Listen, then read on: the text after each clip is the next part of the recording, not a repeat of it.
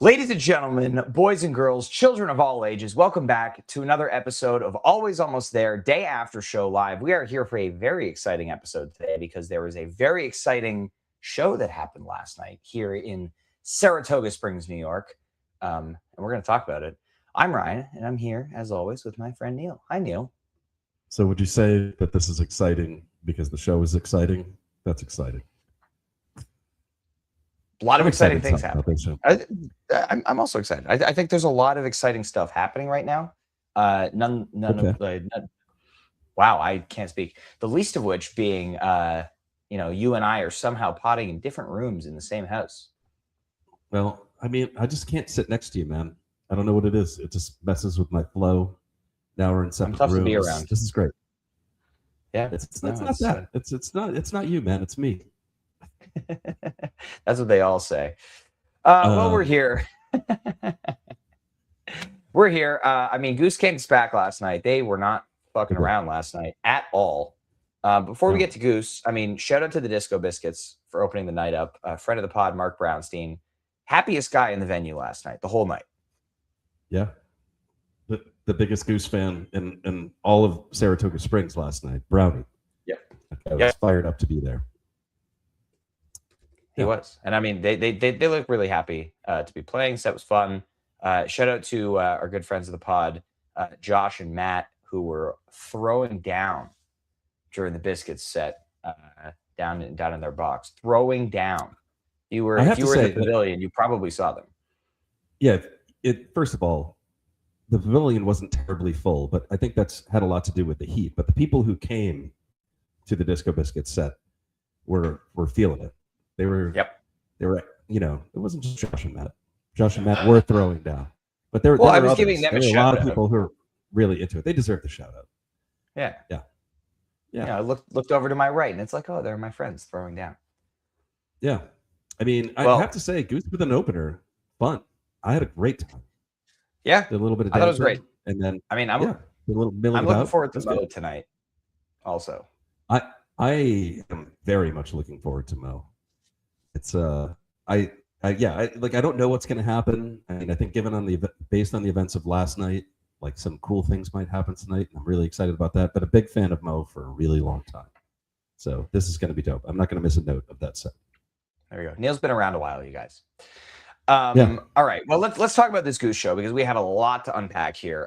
This is a pretty incredible show. We get one of the longest first sets ever. We don't have exact times yet, but based on friend of the pod, Adam, and our resident in-house stats guy, he said this is the second longest first set ever played by Goose, just a few minutes behind MSG 2025. So that's pretty cool. Obviously, last night's went long due to the weather, but it was great. And I think that there's so much to love about this set, I think. Yeah. I don't think it's a hot take. First of all, we're kind of giving away the end here a little bit, the end of the first set.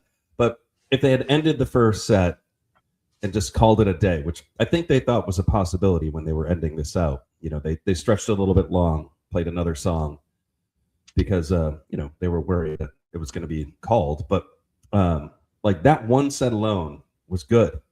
I would have left that show really, really happy. So it had a little bit of everything in here. It was a complete meal. You didn't feel like you just kind of had like one course and then you were kind of left hungry. I would have walked away sated at that point. So there we go. Good thing though they came hungry? back. Do you need to eat after the pod, by the way? Like, are you feeling a little peckish? No, we're just gonna be doing food analogies right now. Analogies I today? should probably do more eating. Yesterday I did not eat much. It was a very busy day, and I had like a bagel and 2 slices of pizza.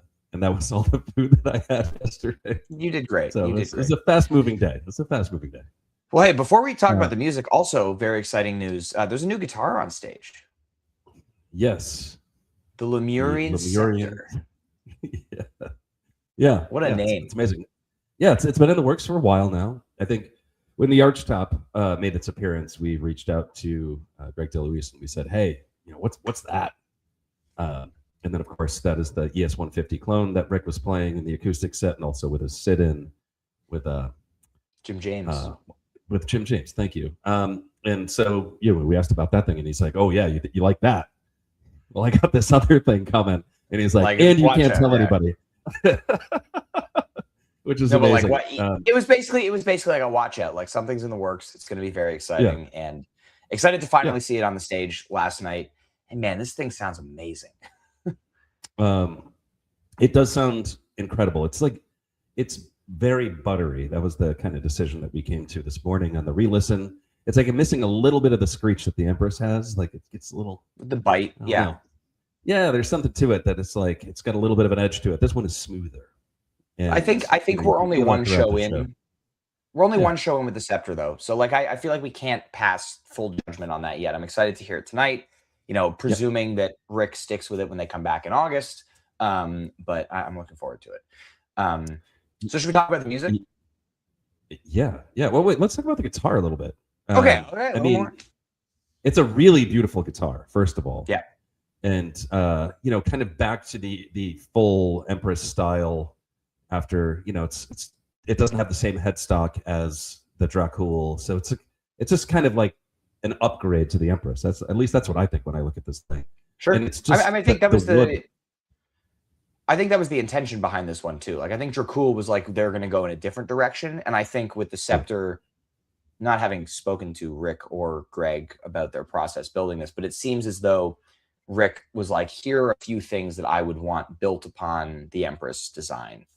And it seems like he's very happy with it. I mean, he seemed very happy with it last night, especially given the show that they played. Yeah, the wood top is absolutely beautiful. So it's really pretty guitar. Flame. And excited to hear more of it, but it does seem like a love at first sight kind of thing. Rick just kind of picked it up and played. Same with the Empress. Like when he got that, it was immediately his number one guitar. Expecting this to be a similar situation. So the music, first set starts off with Echo of a Rose. Usually, we've seen this as an opener a lot. This is not your standard version.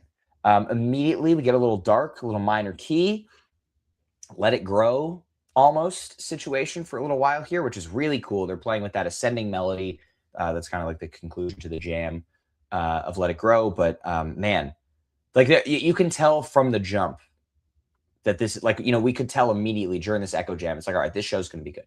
And we knew that, historically, Goose has played its back 3 shows previously, and all of them have been great. 7/7/23, amazing show. 9/6/24, great show. 9/7/24, amazing show. So, we knew that they're going into this last weekend of tour. I think, despite the fact that they've been playing so many shows, they're energized going into the last 2 shows before they're off for a month. And so I at least was expecting these next 2 shows to be really amazing and pretty special. Yeah, and they've lined up the bangers. We got a lot of them last night to play.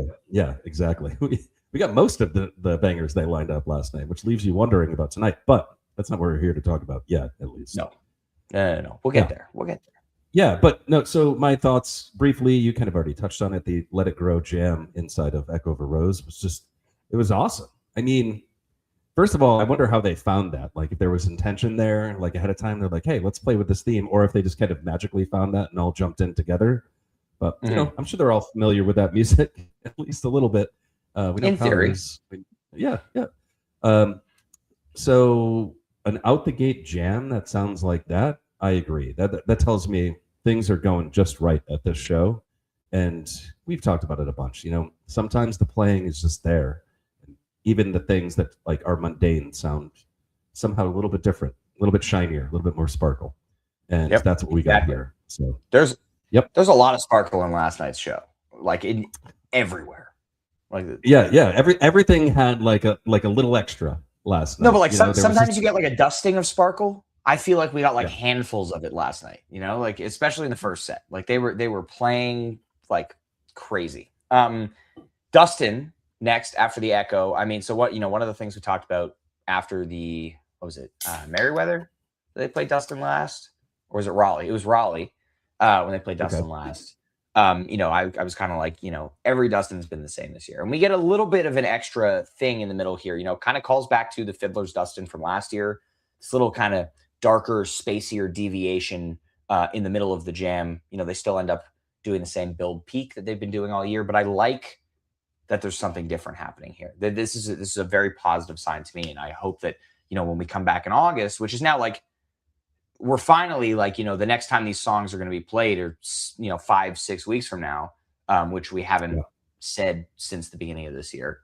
I'm hoping that this trend continues and we get that thing built out a little more. You know, they kind of teased around it and drifted outside Dustin a little bit, and then, you know, kind of reined things back in before too long. But more just that's the sparkle.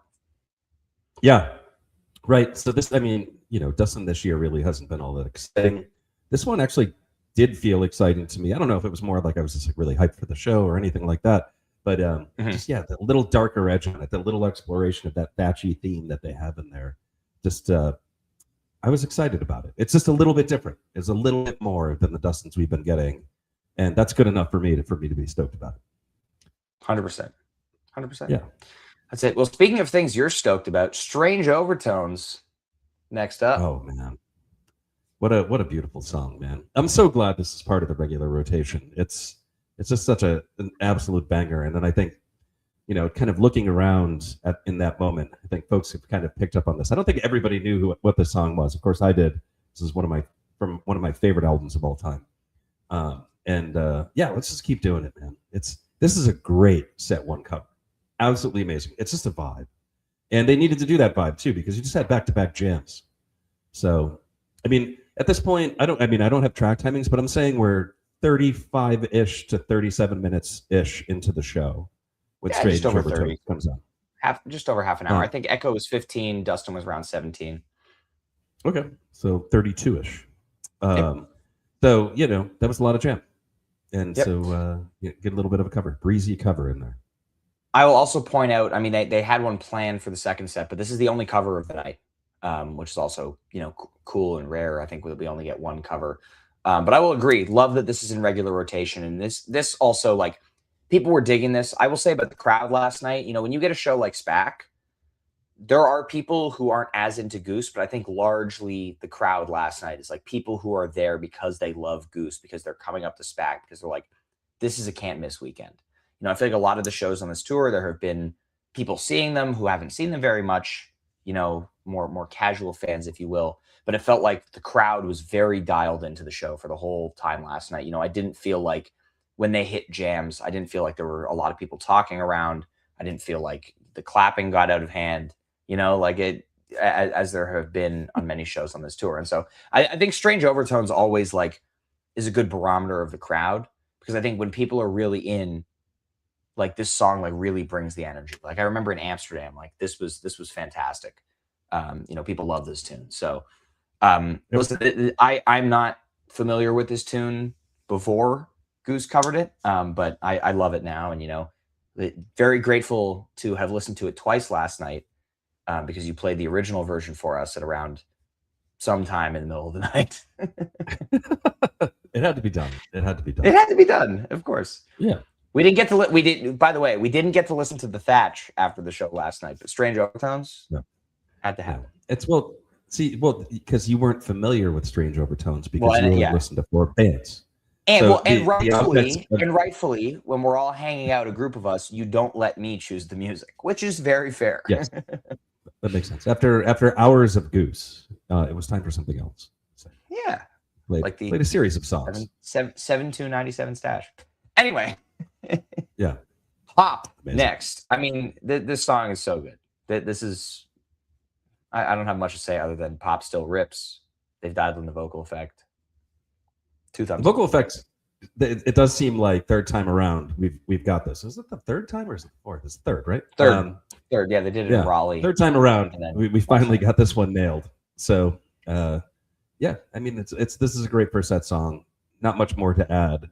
You know, there's not many ways to dig into this song, but I think folks the chorus got people going last night. That's for sure. Got me going. And then the big, you know, the other thing I was going to say about this is the only acceptable air guitar song in the Goose catalog. Like, this is the one where, like, when they get into like that Aerosmithy kind of riff there, everybody's allowed to play air guitar.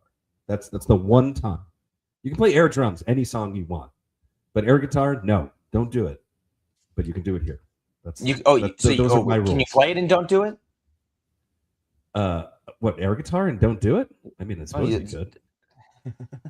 Well, good. So I'm the arbiter of when clapping is okay, and Neil is the arbiter of when air guitar is okay. That's what we've learned. Yeah, clapping is never okay. Except for when Peter says it's okay. Yeah, except for when Peter it doesn't matter. It wasn't an issue last night. We don't need to dwell on it. Next up, Born. Very nice. We keep getting the slow jam back, which I'm a huge fan of. This one doesn't go too long, but you get the textures. And most notably, it's gotten a little dark by this point. Shout out to Herm, the lighting director from the Disco Biscuits, who joined Getty over at the boards last night and was running the lasers. Let me tell you, with all due respect from the Disco Biscuits, I think Goose should just steal Herm to run lasers at every Goose show going forward, because the two of them together was a dynamic combination. You realize you don't need two guys to run the lasers. I know, but I'm sure. Okay, so possible lasers at Goose. Yes, that Getty was running the lasers completely, and Herm was just there to hang out and talk shop. I mean, watch him fair. do his craft. It looked like he was doing stuff. So whether he was or not, but we should have lasers at Goose. Yeah, I mean that's the big story on the night, other than the music and the new guitar. It's like, what a night! And the back and the weather and the and the lightning and the all the things, but like the lasers, man, holy smokes! Lasers made this show, absolutely made this show. But not much add to the Born thing. Got a little kind of dark and mysterious for a moment, and then segued beautifully into the media, this is what we're getting to talk about here, because this is it. Goose came to throw down. My God, they showed it in this one. I mean, full on boots plus lasers. I mean, it was all of the things. I hope there were some Disco Biscuits fans who came and never really listened to Goose and just kind of arms folded through the first half of the set. And then they saw that and they were like, okay, I can do this. Right. I hope there's one or two. Yeah. I hope there's one or two. I feel like more than one or two. I feel like we could do that. I feel like we got more than one or two last night. I hope so. But yeah, this media was crazy. There's one part early on in the jam when they're getting into the goons. Peter's doing all the sequencer stuff. He has all 5 of his fingers on his right hand on the Ableton thing. All the lights on that thing are lit up, and then his left hand is doing stuff on the Roland synth, and it's he's just this in the middle of his rig, and it's okay, full mad scientist mode, going crazy. And you love to see that. It's just it shows that practice makes perfect, and they've been practicing this a lot, and they pretty much, I mean, we said this a while ago. It's okay, they have mastered the Goons now. But then they do things like the MSG Slow Ready and last night's media, where it's okay, there's more. Shout out to Cotter also. Sure. He almost segued into Flow Down in the middle, but oh, that's right. I forgot about the Flow Down. We were talking about that earlier. It's straight up Flow Down for a couple minutes. We were listening this morning and we were like, wait a minute, this sounds familiar. Yeah. This is absolute Flow Down momentarily. That could kill a song, but it didn't here. The jam just kind of took off after that. It was a beauty. I don't think they were, gonna make that segue here. Doesn't feel like no. It just so happened to sound like Flow Down. I don't think anybody wanted to be there. It's just that's where they got to, and then they kind of took the thing off. But no, of course they weren't going to play Flow Down. Yeah. Well, if you haven't heard this media, I mean, boards aren't up yet. Hopefully they will be soon, but go back to the stream. I mean, you want to go watch the stream anyway, so you can watch this media with the lasers and the lights and everything happening. But this is crazy stuff. This is. I mean, it's this is the we're okay, this is the highlight of the first set, and then they keep going. I mean, I think this is still the highlight of the first set, but there's more. I mean, there was still good stuff. I mean, the Echo Over Rose is one that I'm going to go back to and listen to. Yeah. That Dustin. I might go back and listen to that one. Well, I mean, there's a lot of good stuff in this set. This is a great Goose set. Well, we're still going. They stop right now, and it's almost a regular set, by the way. So, we've done one regular set, one full this is at this point. Yeah, this is 80 minutes in. Yeah. So, crazy. Absolutely crazy. Jedstone coming next. Beautiful cool down. Perfect. We were all, so hyped up after the media. Everybody had been raging, and Jedstone was just perfect. Cool down. show off the new guitar a little bit. It's lovely. Sing along. Yeah. People were singing. I mean, yeah, it's just it's a set one cooldown song now, which I love. And then big finish, guitar solos. You got all the things, man.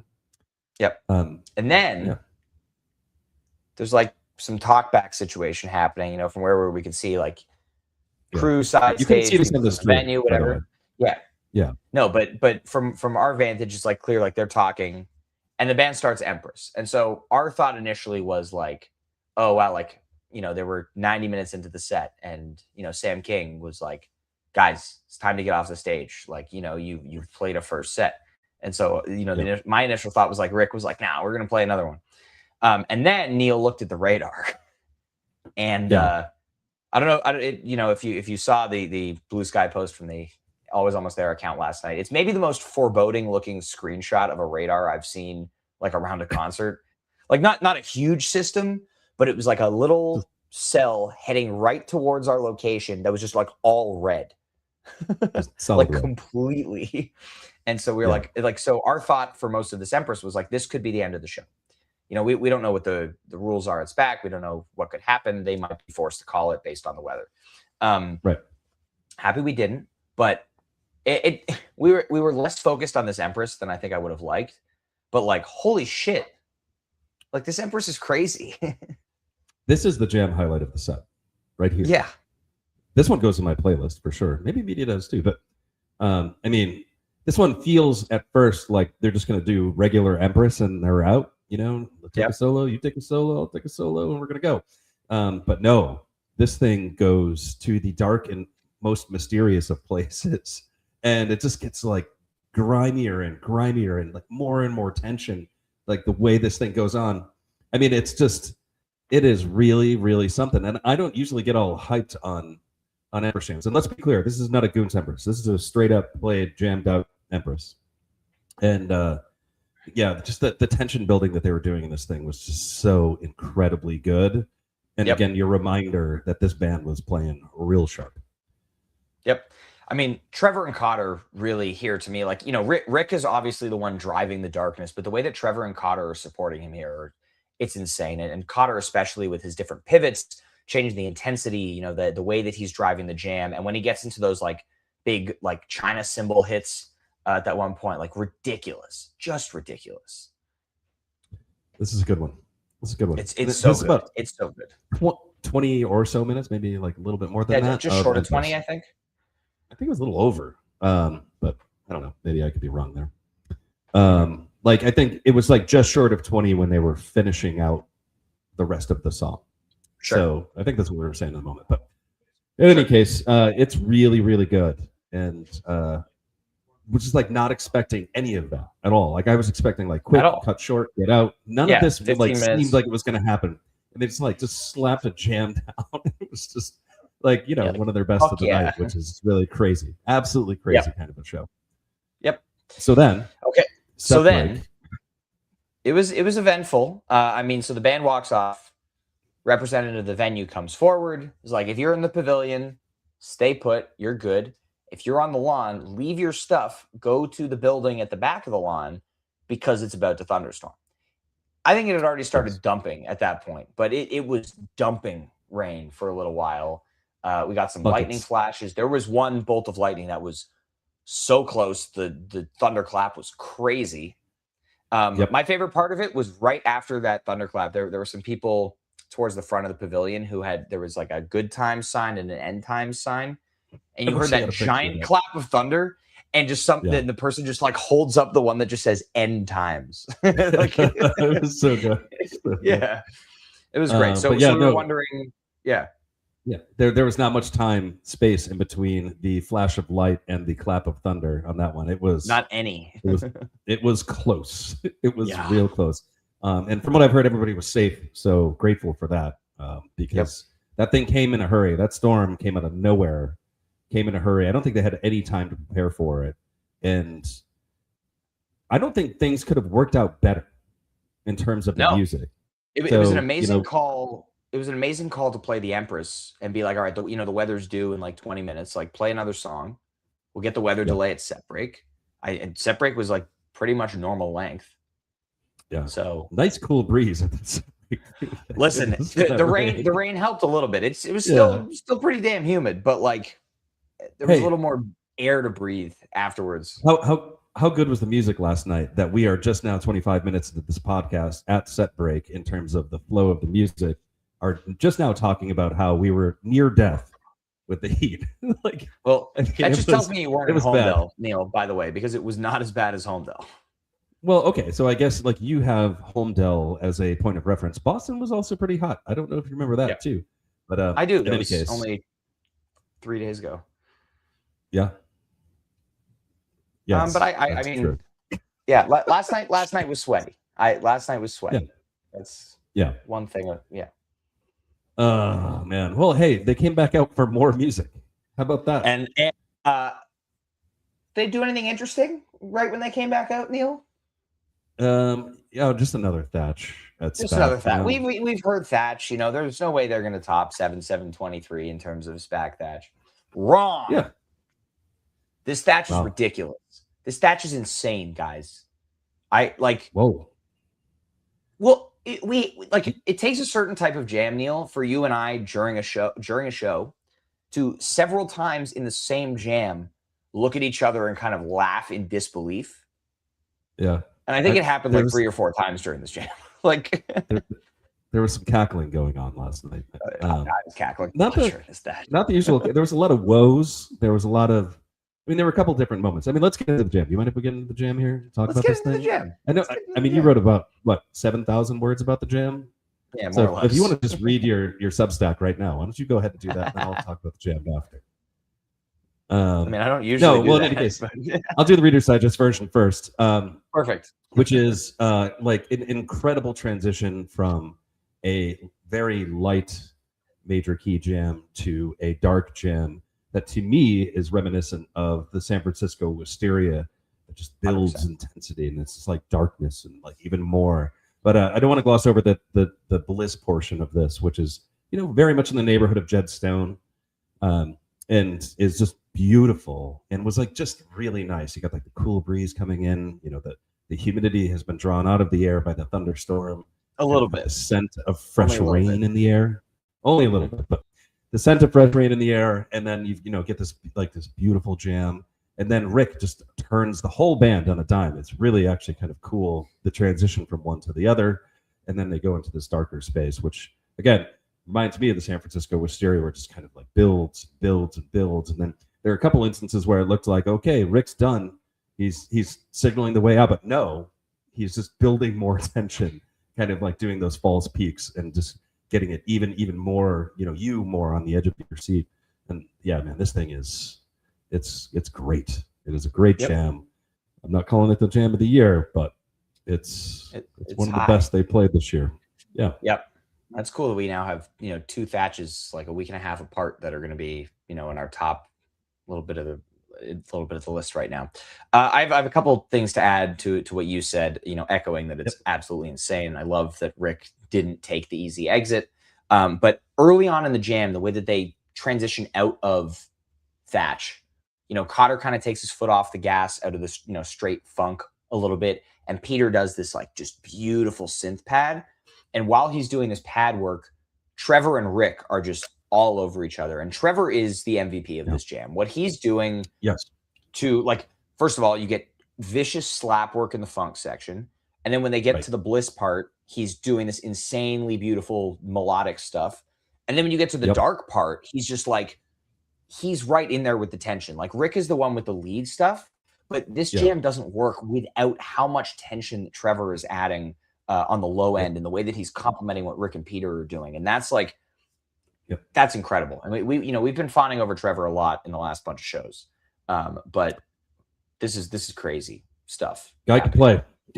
Guy can play the bass. Yes. In this particular jam, he was always playing just the right notes.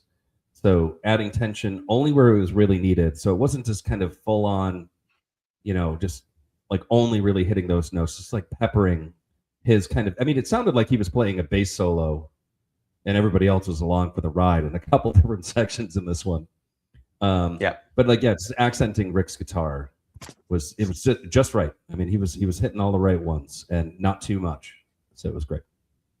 Oh, so good, man. I've only listened. Sorry. Thank you. No, we did that. By the way, we got back for those who are curious what Neil and my post-show routine was last time. We got back to the Airbnb, sat down in the living room, and immediately went woo and decided that Thatch was one of the best jams of the year. So that's what happened last night.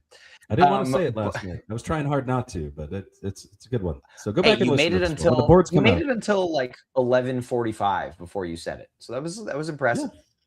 It's almost the next day. So almost 15 whole minutes after the show ended. yeah. Close to the next. This Thatch is amazing. If you haven't heard it, go listen to it. If you have, go listen to it again. I'm going to. Yeah. Do it. Then we get Segway Summer continues. Good to be. Yes. I feel like at this point we're not getting, big jams in the rest of the set. Good to be was a great choice. People love it, obviously. Great energy. I love, you get a short, I think it's like 12 or 13 minutes here. But you get a good peak in this one where like Trevor and Peter are really offsetting what Rick's doing very nicely. There's like a little sparkle, for example, like even a 12 or 13 minute type 1 version of this song gets a little extra towards the end. And I think that was great. Yeah. Just like brief stop at church after that one, lift your hands up to the sky. There was quite a bit of that. Can you feel it, Neil? A lot of white lights. I actually like, this is a good time. A lot of yellow lights, but this is a good time to talk about like where we were sitting in relation to the light rig. We were like eye level with like the light rig like directly above the band, and so it had these kind of circular LED lights that just kind of flashed out into the crowd. Like we were right in the high beams, man. It was like it was really. Yeah, go ahead. I've never seen you take your sunglasses on and off more times during a show. Yeah, well, I don't like putting them on during a show. I only do it if it feels like I'm going to get completely strobed out. But this was different. This is like high beams in my face. Like I'm driving down the road and there's this guy who just like forgets he has his high beams up. And but it would be like for like 5 seconds. And like I don't like to have my sunglasses on at a show because I don't want to miss the lights. And especially last night. This is a good time to remind everybody, if you weren't at the show and you haven't watched the stream, lasers still going. All night long, this stuff was incredible. Lasers. Yeah, you didn't want to miss a thing here. And of course, like in this section, amazing. So, but yeah, this one was like yellow high beams in your eyeballs, like just constant. But the lights were dope, and the kids loved it. And it's about this point where like our section was completely full, like in the aisle, like people were just raging. Yeah, I was gonna say our section, there were a lot of empty seats, but like, we were right in the middle, and there's just like this wide aisle that just it kept feeling like there were more people coming down the whole show. It didn't feel like it got packed, but there was a crazy dance party happening, which was great. Led by none other than Scarf Guy himself, Mark Comito, who arrived before the show yesterday, looked at his seats in the middle of the row, and was like, I'm going to be right here in the aisle. Classic. Which is on brand. If you don't know Mark Comito, look for the guy who's dancing wildly in a scarf. Yes, and it's also his Super Bowl when it's so hot that it's completely acceptable to have your shirt off. So Comito was there for it. Exactly. Hey, while we're talking about other people who were throwing down, let's give a shout out to rail MVPs. No disrespect to the people who are usually on the rail who are throwing down, but Dylan and Woody down on the rail in front of Peter last night, throwing down. Woody just headbanging during Thatch, which is the greatest. And if you don't know who Dylan is, he's been on the pod before, but he's the one on the left side who was jumping like 15 feet in the air several times. But shout out to them. Really, really tall guy, Dylan. Woody, just very big guy, big hair. That's a lot of hair. Yeah, you can find Woody. Both of them. Yeah. Both of them, fountains of positivity. So I'm so happy they got next to each other. They're both really good friends. They had no intention of standing next to each other on the rail. I think a lot of folks were vibing off of them last night. So shout out to those guys. They're great dudes. Yeah, it was great. So back to the music. Good times, end times into post place. Not anything super crazy. The crowd's still loving this. I think based on what they were planning on doing with the Brownie Marb situation, I think this set could have benefited from, maybe you do Amongst Her after Good to Be and then just play So Ready, and just like let Brownie and Marb cook a little bit, because we got a kind of truncated sit in there due to the impending curfew. But I mean, good times, end times, like I still love it. It. Yeah, well, I'll counterpoint that. I mean, I don't think this is the place for this in a show. I agree. I do like this piece of music. I do, but it felt like the air got let out of the tires here. You're riding this incredible high. You play one of the best jams of the year. You follow it up with your brand new hit single, and Rage, that jam. And then it's just like, all right, everybody, you can dance, but it's like hard, and like, so we've got this thing and we're going to do it for a long composition. Yeah. And like, oh man, like, I don't know. Like, I guess I was excited to hear it, but at the same time, if it was just a regular run-of-the-mill Goose show without like a composition type piece in the middle, might have been a little bit more fiery. I don't know. This might be controversial, but I don't know if this is the place for it. Like late set one, maybe. I don't know. But I think this song. That's where you're getting it right now. But, yeah. I would like to see this song in a first set. Like open a show with it. I think this would be a killer opener to a show. But I'm excited to see where this goes.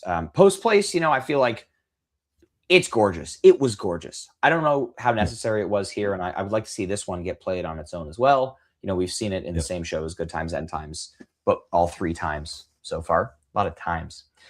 But anyway, non-core So Ready. Let's get a non-core tonight again. If we get in this place. Well, but I think it's important to note, like by post place, Brownie's standing side stage, and he's ready to go. Like we were saying, like we were imagining like by post place, he's like pacing around backstage. He's like raring to go. But he was side stage at this. Yeah. Like he had come out at this point. Right. Oh, I didn't see him during post place. I just saw him at the beginning of So Ready. But I remember, set break, like, they're tuning up his bass on stage. And so it's like, all right, yeah, Brownie's coming up. Brownie was not leaving SPAC last night without getting on stage with Goose. Like that was a non-negotiable. When they accepted the offer, it's like, I get to do the Goons. Like, he wants to be in there, which I love. And watching him get down during the song part of So Ready before he got on stage was great. He was loving it. I mean, he was ready to go. There was nothing was stopping him from sitting. If they said no, he was running on that stage. And it delivers. It is more than I thought it was going to be. I actually thought like, 2 bass players. Bass players sit in. You're kind of like, no, okay, great.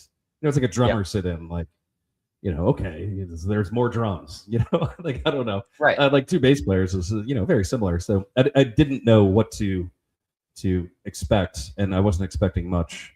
Of course, you get the shift from Trevor puts down the bass.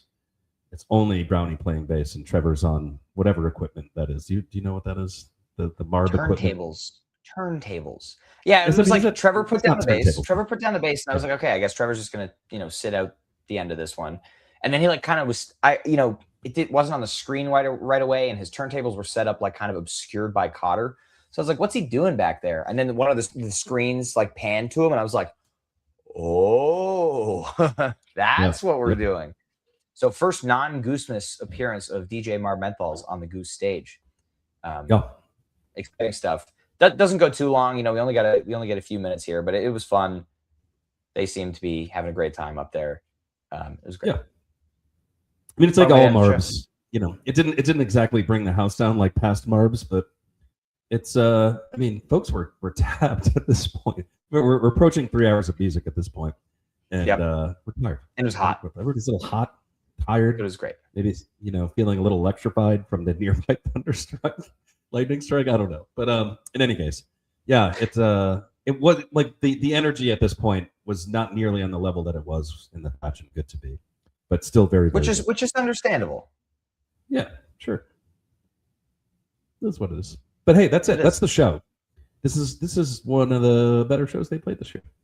I think so. I think that's true. I will tell you, Neil, I am very much looking forward to seeing what they have tonight. This is their last show for almost 6 weeks. They have not really had a break since the end of March. And so they're probably looking forward to that. This tour has been so good. They're playing so well right now. So I'm hoping and assuming that they're going to throw the hell down for us this evening. That's back. Yeah. I have 2 words for you. This is what's going to go down. Rebubula or rum. It's a mashup of Rebubula I hate that. and butter rum. Just play Rebubula. Come on. Rebubula's sick. No, I feel like the butter rum's got to be in there, man. This Rob from Mo, Rob and Al out for a mashup singing of butter rum. I could hear Al singing butter rum. Yeah. Can't you picture that? I can picture it just being a Mo song. Like, I feel like they could write a butter rum. In any case, is that a compliment? Is that a compliment? It is. It is. I love butter rum. I'm not a butter rum hater like you and a lot of other people. I love the dance song. Well, in any case, I'm so excited for tonight. It's going to be a really, really good time. Mo starts in less than 2 hours. Yeah. So we gotta get ready. We need to hydrate. At least get another liter of water. A liter. Yep. Not a quart. A liter. Metric system. Metric system. Yeah. Yeah. In any case, we got to run. It's been a long podcast already. Long show. So we had a lot to talk about today. Yeah. Yeah. Yeah. But we should go. Get ready for the show. What do you think? Yeah. Well, we'll see everyone out there. Enjoy the show tonight. We will see you for the final day after show of this leg of Summer Tour. It will be tomorrow evening. Stay tuned for timing update there. But enjoy the show tonight. Really excited to see what Goose has in store for us, and Mo. It's going to be great. Show up early if you're here at SPAC. Don't miss out on that set. Don't miss the We'll see you tomorrow. Thank you for tuning in to this episode of Always Almost There, Day After Show Live. And we will see you next time. Peace.